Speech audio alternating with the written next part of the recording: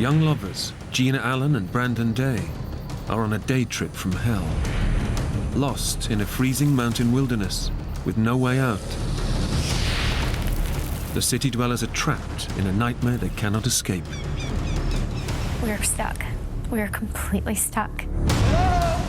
And just when it seems it can't get any worse, they're plunged into a tale of death and despair, which threatens to engulf them too.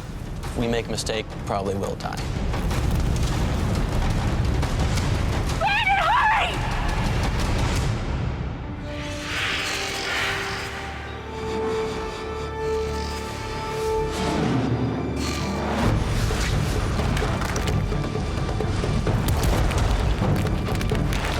Brandon! Please help! We're lost! We need help! Brandon!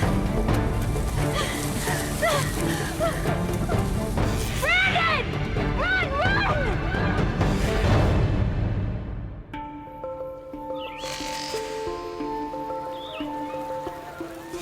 No, Mom, of course, I will. It'll be fine. He's a really nice guy. Jessica knows him too. She says he's very nice. We met in the spring of 2006. He had seen my MySpace profile, and within a couple of weeks, went on our first date, and we immediately hit it off. We were almost inseparable at that point. A few days later, he asked me to go with him to California. Tasha, I'm in Palm Springs. Oh, I know, the hotel is amazing. I know, I can't believe I'm here either. Oh, he is totally gorgeous, and he's been such a gentleman. No, if he was gonna abduct me, he wouldn't do it at a business conference, would he?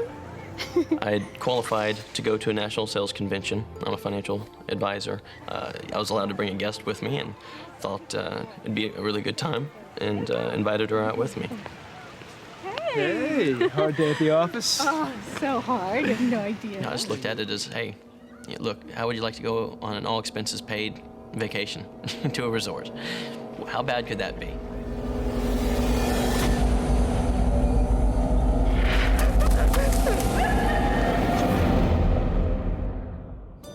At the end of the convention, Brandon and Gina head out on a day trip to a nearby beauty spot. Intending to be back well before nightfall, the couple dress light. I'm gonna leave my purse here so maybe you could take these for me. His pockets full, Brandon leaves his mobile behind. We didn't think anything of it. We were only going to be gone a couple hours, or I guess so we thought. At 10,834 feet above sea level, Mount San Jacinto is the second highest mountain in Southern California. And as we're going up, she mentions, there's this is mountain lion territory. There's also a lot of rattlesnakes in this area.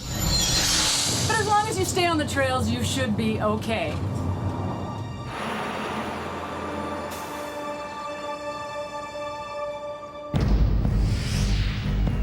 Among the most rugged wilderness regions in the US, Mount San Jacinto is the second highest peak in Southern California.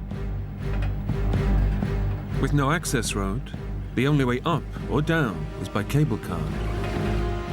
And while temperatures can hit the 80s and 90s on the desert floor during May, the summit is still dusted with snow.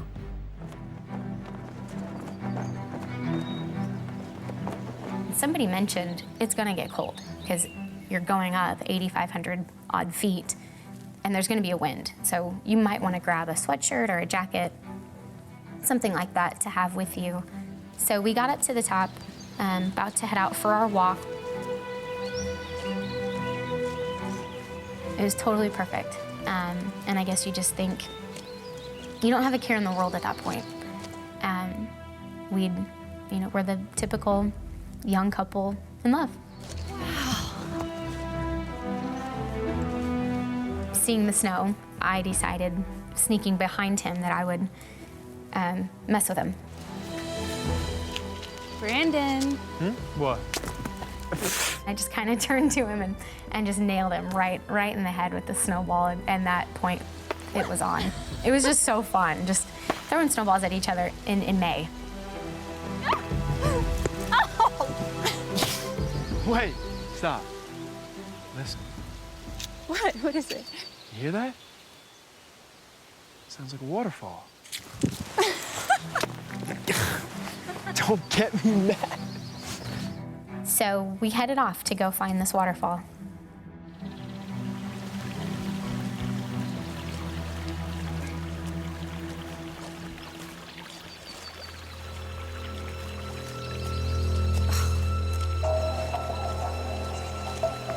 I can hear it.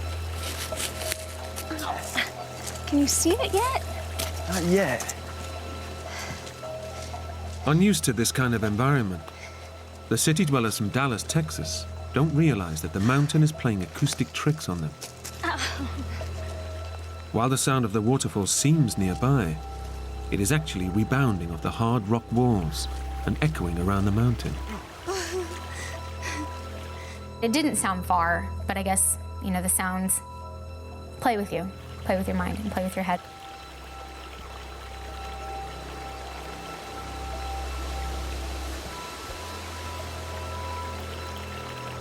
Gotta be here somewhere.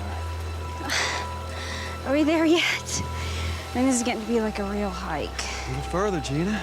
Should be really cool.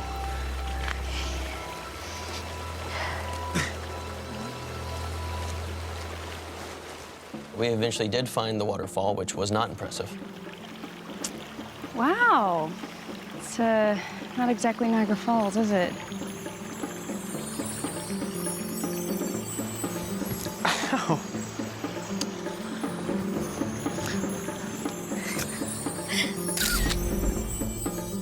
Did you get one? Oh, maybe you don't want to see this one. See? Let me see it. See? We took some pictures, which didn't turn out very well at all, and then decided to turn back. Time should be getting back. Come on. Yeah, we should. Gina and Brandon have 20 minutes to meet their tour party at the cable car station. But going back the way they came is not easy. It seemed so simple when we walked off the path to get to the waterfall. It felt like all we did was around two boulders, behind a tree, and over the top of another boulder, and there it was. So we kind of, you know, retraced our steps, and it was seeming to take much longer. Can you hear that? This way. Can't be far. We could hear voices, but we couldn't really match up with them.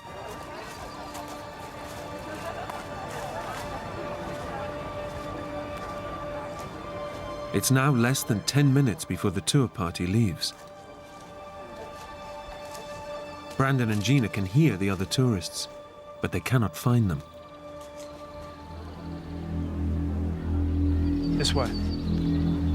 We couldn't get to them. They seemed to be just right there, and we lost voices. We couldn't hear anyone else talking. And at that point, you kind of, okay, something might not be right here. Meanwhile, the rest of the tour party has descended without Brandon and Gina and will soon return to the hotel.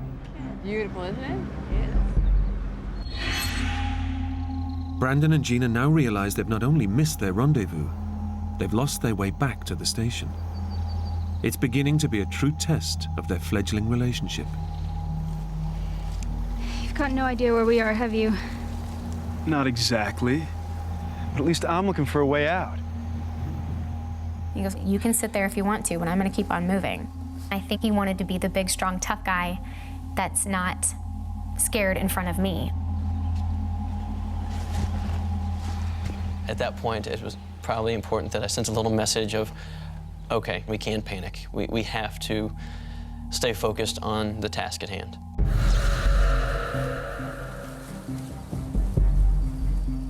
Despite Brandon's determination to find the mountain station, the dense pine forests and steep rock faces block their path.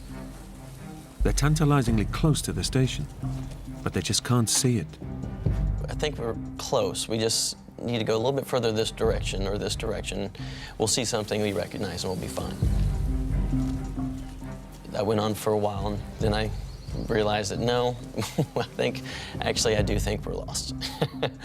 And so at that point, we decided, okay, we have to start yelling for help. Hey! Is anybody there? Hello?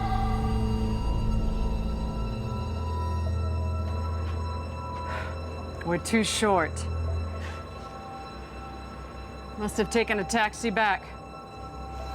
Okay, let's go. We've now passed the rendezvous time. Now we have a real problem. Okay, before it was something that was very manageable. Now it's sinking in. I think we have an issue.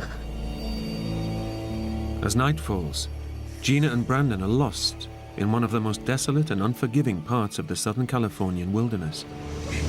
But even worse, no one knows they're missing. The most immediate danger for Brandon and Gina is hypothermia. Lightly dressed, they're at the mercy of the plunging mountain temperatures, which can drop well below zero at night. They must retain body heat, or frostbite, exposure, and eventual death may follow. All we had was wind pants and windbreakers on, not any type of gear or something to prepare for this type of weather, or food or water or anything, because we originally had only intended to walk maybe a few hundred yards to take a picture and then head back to a mountain station. So we weren't hikers, we were tourists. Brandon, I'm so cold. It's okay, Gina. It's okay. I really felt responsible. It's one thing to put yourself in a bad situation, but to put somebody else in a bad situation is tough to stomach. And so, at one point, Gina started to cry. She was very scared. And, I started to just apologize. I'm so sorry for putting you in this situation. And she stopped me right there. And I said, no, we're okay. We're in this together. We both took the wrong steps. We're both following each other here. We're okay. We're in this together. So I think at that point, he accepted that I was not blaming him by any means, that I was right there with him, that we were gonna get through this together. You can't stay here. You'll freeze to death. I've got you moving. Where? We passed a cave a little way back. It's better than being out here in the open. Come on. Come on.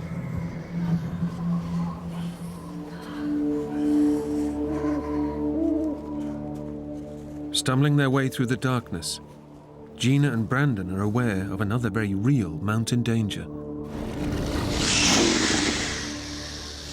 We had been warned that there's mountain lions and rattlesnakes in these mountains. We weren't really looking to see any wildlife. We were hoping we didn't see any wildlife at that point. There it is. Wait, don't go in there. Why not? I don't know, anything could be in there. I can't see a thing.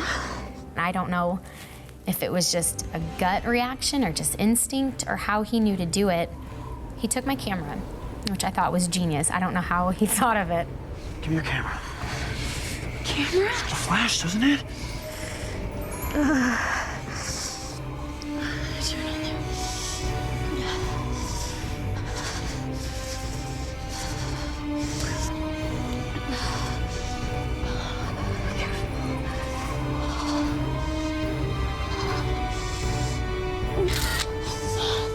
I see.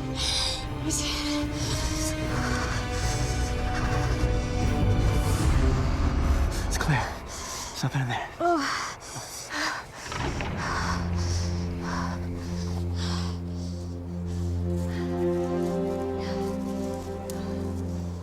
Although no longer out in the open, Brandon and Gina are still at the mercy of Mount San Jacinto's bitter chill. Well, that night, it really got to a level of cold that I've never experienced before. I'm looking at my watch, and it's 11 o'clock at night, and I'm thinking, okay, we have 7 more hours of this? You know, and we're already freezing, shivering, and how much longer can we endure this?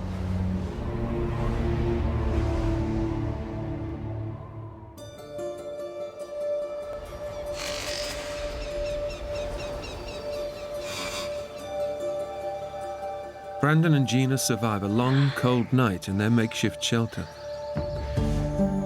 Exhausted, they've had nothing to eat or drink in the last 24 hours. Even so, Gina's mind is on more everyday anxieties. This was by far the most awkward date I had ever been on in my life. Here I am with this guy I barely know, and I'm stuck. Now he's going to, smell my morning breath, and he's going to see me without my makeup on, and I have dirty hair, and it's all those classic girl things you think of when you're in a new relationship. Brandon's thoughts are on more practical matters. In my mind, I'm going through a checklist, okay? There's a series of fail-safes. First off, the tour bus had a head count and a list of names, so they would have known we didn't make it back on the bus. Secondly, at dinner that night, some people from my firm would have noticed we're not there.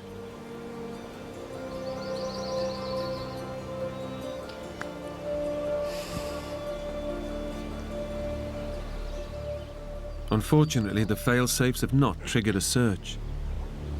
With the convention winding down, Brandon's work colleagues have not noticed their absence.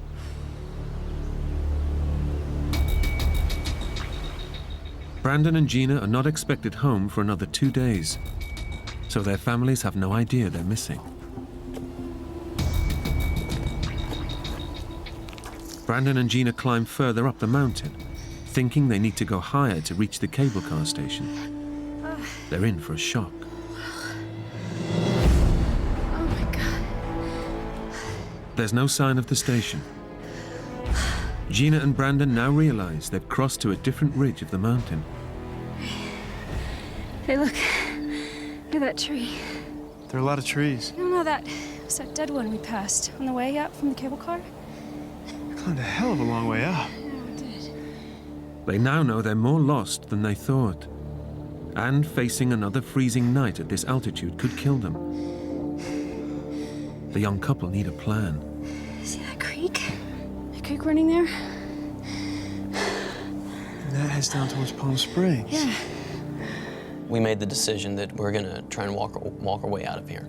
We're going to try and follow the mountain river, and it has to lead out somewhere. Let's go. What Gina and Brandon don't realize is that between them and the river is some of the most treacherous terrain the mountain has to offer.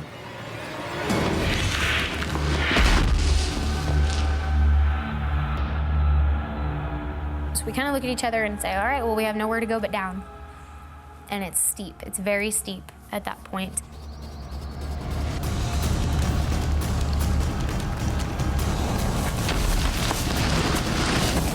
We slid on our butts, I guess, with one leg straight out in front of us, the other leg bent up. And we moved. Definitely shook loose some of the rocks around us, which got a little frightening. A boulder about the half the size of a suitcase goes tumbling all the way down, and then you hear that just hit the bottom of this rock face. If we make a mistake, we're either dead or we're hurt to the point to where we probably will die.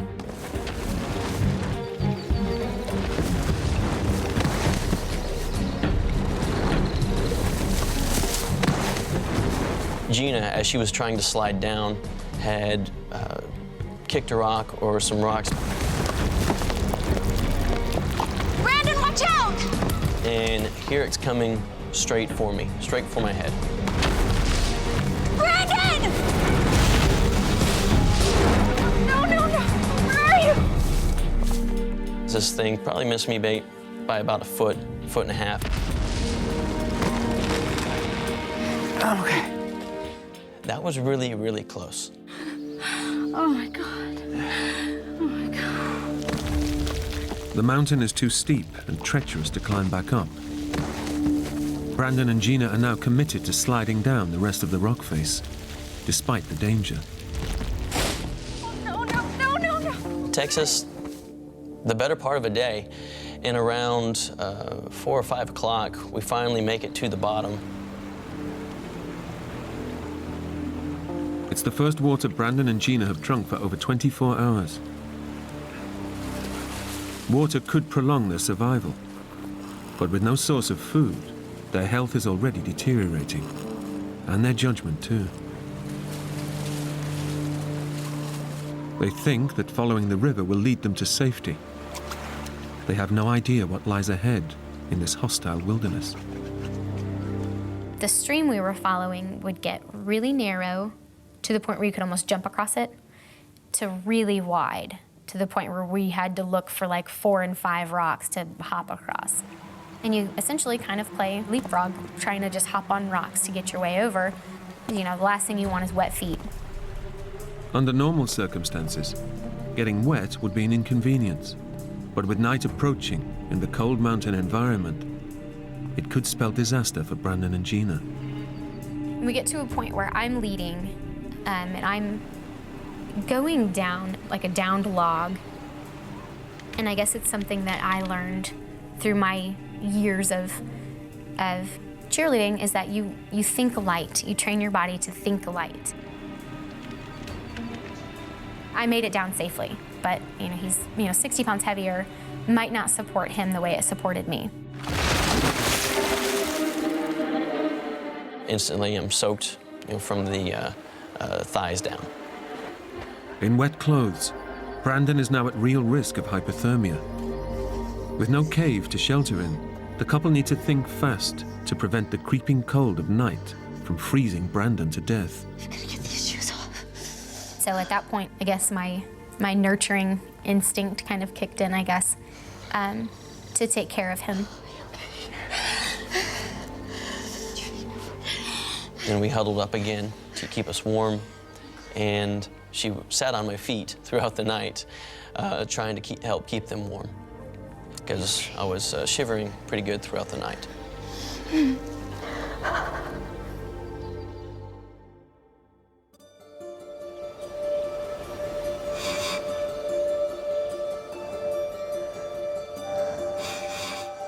The sun comes up Monday morning.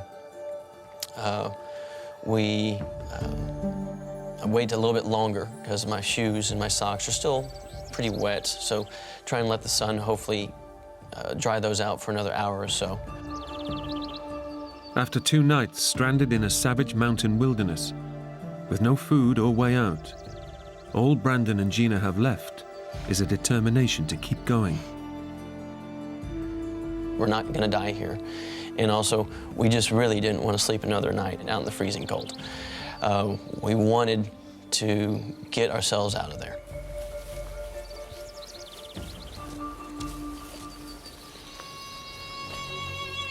Now at this point on Monday, we haven't seen or heard anything or anyone. So we have no evidence, no reason to believe a search has started. At that point, it seems surreal that we haven't heard anything, but that's the situation we're faced with. And I think we had come to accept that for whatever reason, that a search wasn't coming, or at the very least wasn't started.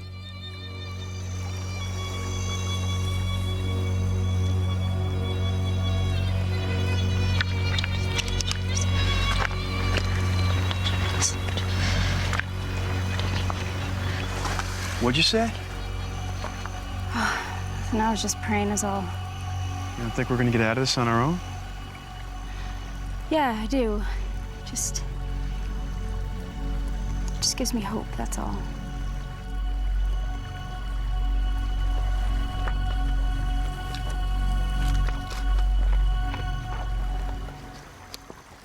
But Gina's prayers are going unanswered. Their hotel computerized booking system has automatically checked them out. But the rooms have not been made up, so no one knows they're lost in the mountains, fighting for survival. And we really just have to be careful as we make our way, we don't get ourselves into a situation where we can get bitten or fall and get hurt or anything that's going to get us stranded. With little sleep, nothing to eat, and no sign of rescue, they'd been driven on by grit and sheer determination. Then suddenly, signs of life appear in the distance. Well, first, I'm making sure I'm not hallucinating. We haven't eaten, we haven't slept. At this point, I'm sure that my judgment is starting to not be as sharp as it once was. You see that? What? That. Oh my God. Hey! Hey! All of a sudden, you just get this feeling of, oh, I think we made it. Is anyone in there? No. Brandon and Gina realize this is not your average campsite. We definitely know right off the bat that something's wrong.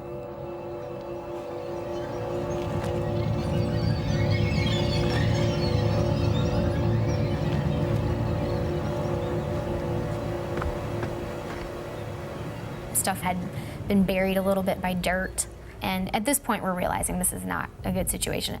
We don't hear anybody, we don't see anybody. It's just a very ominous feeling. Hey! Hey, Brandon! Look. Look at this. So we start going through the bag, the contents of the bag. We're discovering these maps. We had no idea really what we were looking at, but just that there were some sort of maps. And there was obvious writing in the white space. Brandon, look. This is today. This is May 8th. Someone's here. We're gonna go.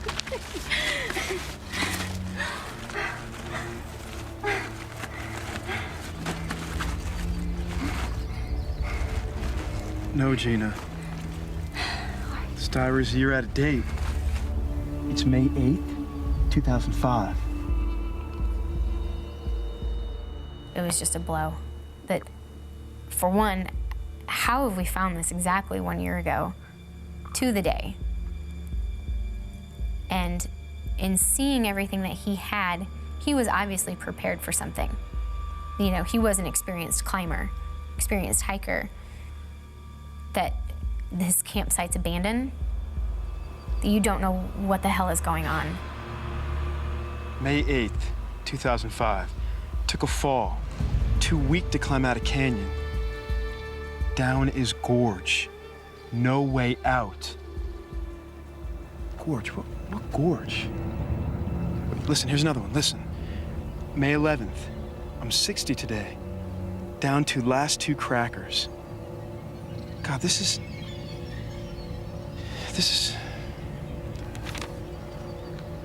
Here, May 14th. Heading down to creek for water. Goodbye and love you all. I'm looking through the bag and I come across all of his identification. I see his name is John Joseph Donovan, and he's in his 60s, from Virginia. And I come across his driver's license, his credit cards, his debit cards, his everything. Gina, these are someone's last words. Gina, we've just read someone's last words. That was exactly a year ago to the day that we found this campsite of somebody saying goodbye to the world. And now here we are in the same place exactly a year ago to the day. And to go from such a high to such a low in such a short amount of time was just something that shakes you. This doesn't happen. This is stuff that people make up, and put into a movie. In digging through all of his cards, I see the prayer card that has the St. Christopher prayer. And that's when just too many loose ends were tied at that point, that St. Christopher is the patron saint of travelers. And I had been praying to St. Christopher my whole way along. His penmanship was very much like my father's, and my dad's birthday was May 7th. And it's just all kind of coming to a head. At that point, I can't take it. It's too much. And Brandon is continuing to read, and I'm starting to freak out.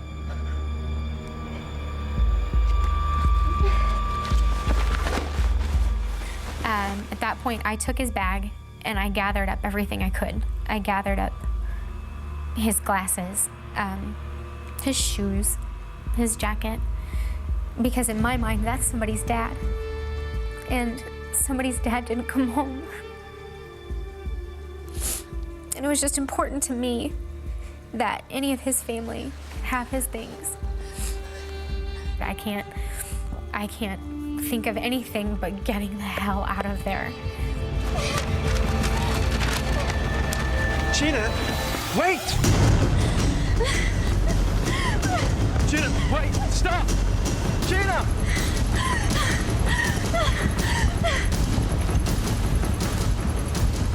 It's just a mess. We're losing all sense of cool, which we'd maintained our composure the entire way, and that was a breaking point. Gina!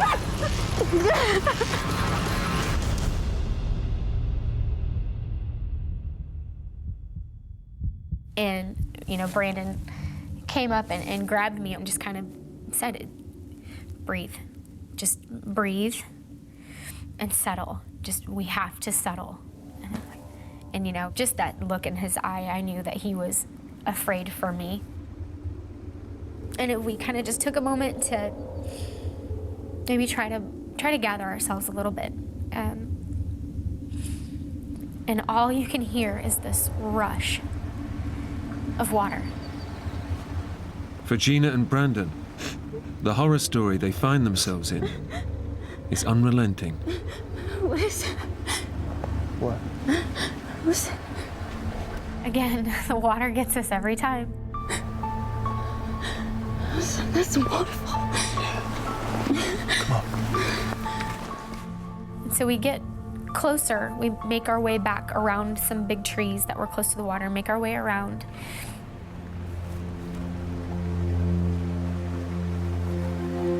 And that's where we see the gorge that John had talked about.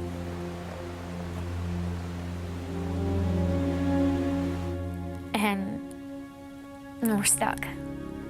We're completely stuck.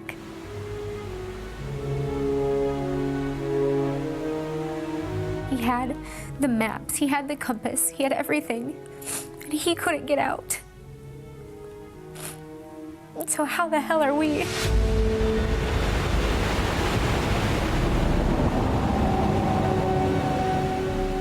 Clearly, looking back upstream, what we had just come down, there's no way we can get back up it. We had jumped down so many boulders and trees that there's no way we can climb back up. To our left was straight, sheer rock walls, and to our right, it was a bowl. It made a big, giant bowl. To know that something so beautiful was so dangerous, it's just so hard to put into words. That feeling of seeing all this tremendous beauty and I'm stuck. We see what he'd written about. There's about 140, 150 foot waterfall and no way to get around it. We're at an impasse. Now what? We can't, at this point, it's sinking in, we can't walk our way out. They thought that following the river would be their escape route. Instead, it's led them into a trap. Now, after 2 days struggling against fear, they're losing the battle. And at that point, we knew we were not getting out. There's no way. There's no way we can get out. This man was prepared. He had everything he needed. We were not prepared for anything. We just had on our running shoes. We had chapstick, a digital camera, sunscreen, and running shoes. And this man was prepared and he couldn't get out. It's very defeating, very defeating. But the missing hiker, John Donovan, has left Brandon and Gina a lifeline. Yes, matches.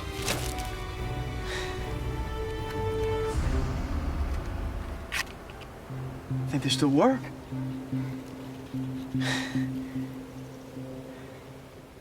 I don't know how we missed it. That throughout all of his things, bag inside a bag, inside a bag, inside a bag, he had another little bag of wouldn't strike anywhere matches that were still dry. By some miracle, they were still dry. And we decided, okay, let's start making fire.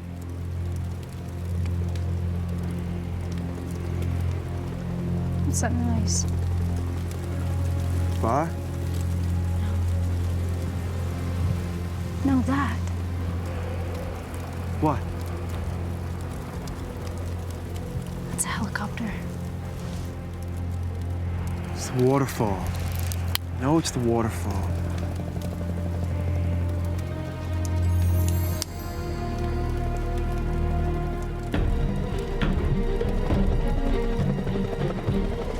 It's a helicopter. Hey! Hey! Hey! Hey!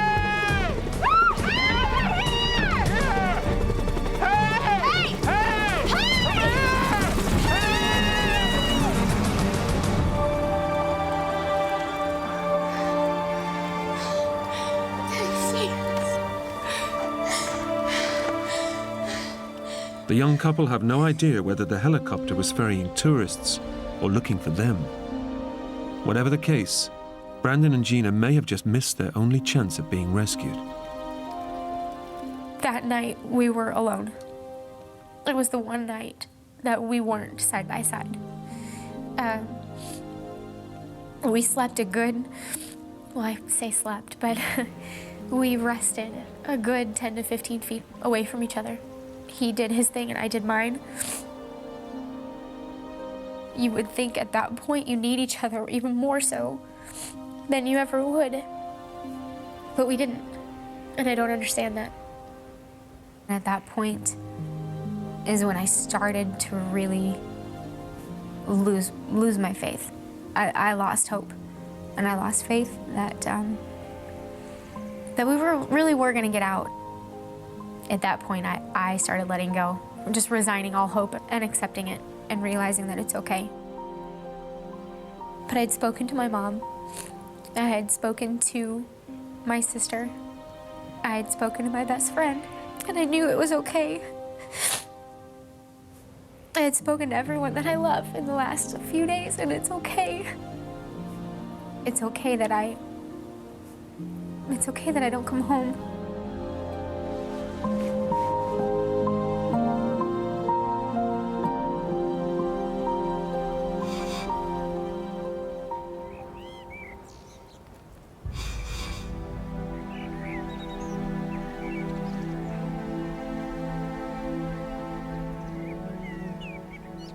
Tuesday morning, we felt by far the worst we had felt since we'd been out there. And just standing up from a crouched position was difficult. Over 4 days, the young couple's physical resilience has driven them on, but not any longer. Just the constant nights of not getting any real sleep, of shivering, the days of climbing and getting cut and scraped and bruised, trying to make our way down this mountain, being dehydrated, not having any food. I think it had all finally really hit our bodies. Although they now have a means to collect water, starvation is having a dramatic effect on their health. Our bodies are starting to tell us that they don't have much more. We had turned some type of a physical corner, and it was downhill. Exactly what happened to John has been a mystery, until now. When I was gathering water from this pool, I did notice something out of the ordinary, something that didn't seem right. I think really maybe part of me knew what it was, but the other part of me didn't want to know, at least not at that point in time.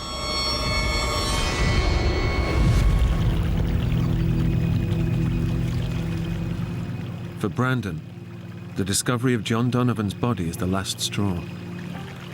That's when I made the decision, I'm gonna light the whole place on fire, the whole damn place. And they have to see the smoke from that.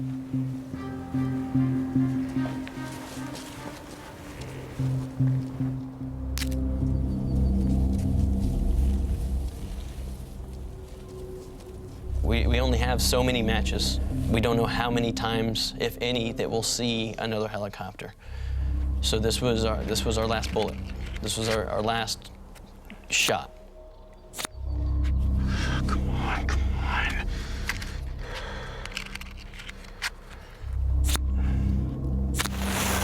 Yes. Come on, come on. Yes. And it took much faster than I anticipated. Made sure the fire caught, and within 60 seconds, it's a large fire and getting larger. No.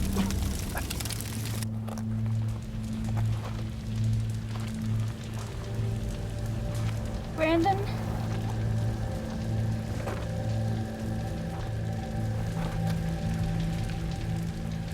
Brandon?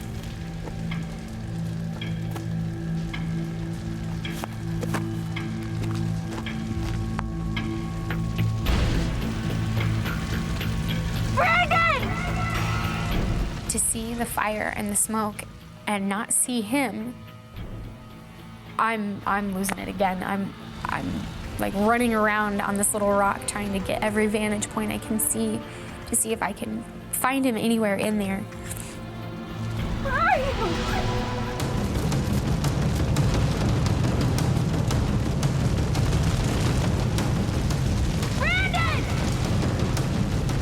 And finally, I see his little head moving through the mess, and the flames are getting bigger. And I'm just, hurry up, get up here, get to me. Brandon, hurry! Faster! Run! Brandon, come on! Brandon! Brandon, hurry! Hurry! I'm okay.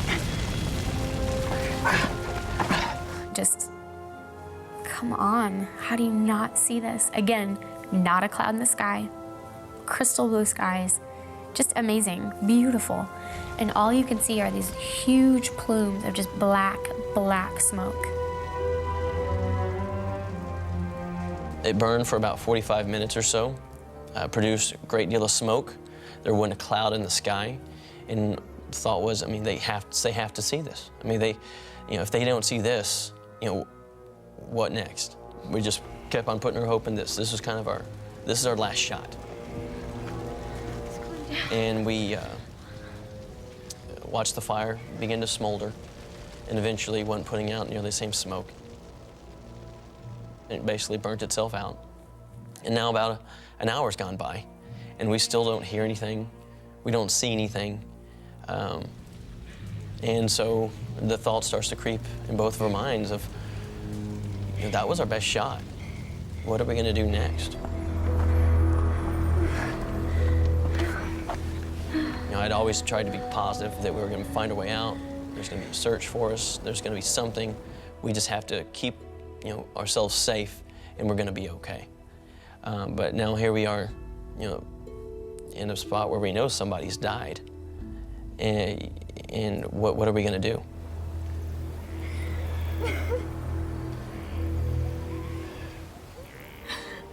A lot of things run through your mind when you're really faced with, okay, this could be it.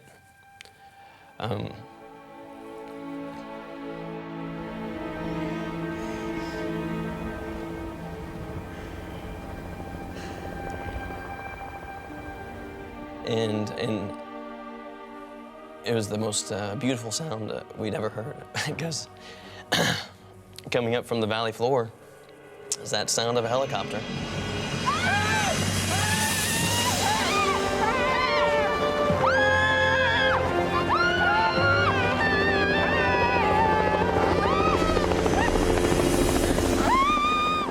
think we both would have cried if we had tears, but we're both so dehydrated. We didn't have enough moisture in our body to come up with tears. But, you know,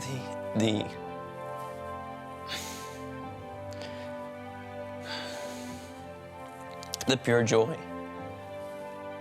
of knowing you're gonna make it out.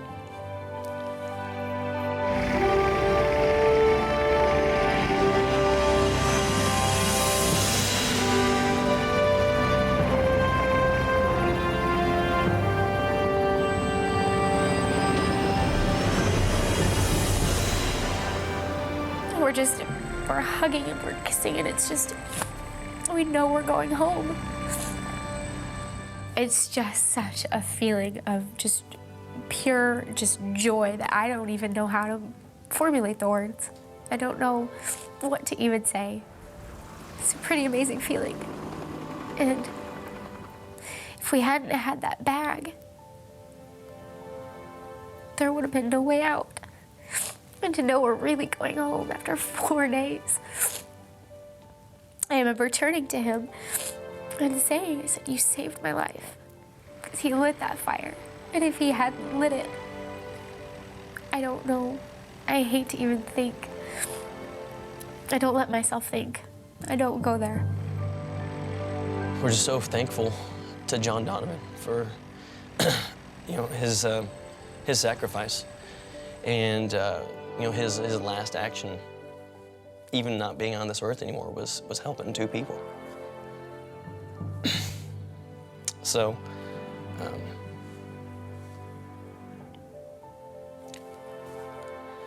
certain people just have a way of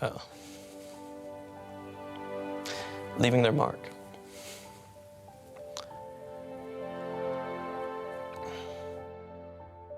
John Donovan's remains were recovered 3 weeks later. The Navy veteran was buried with full military honors.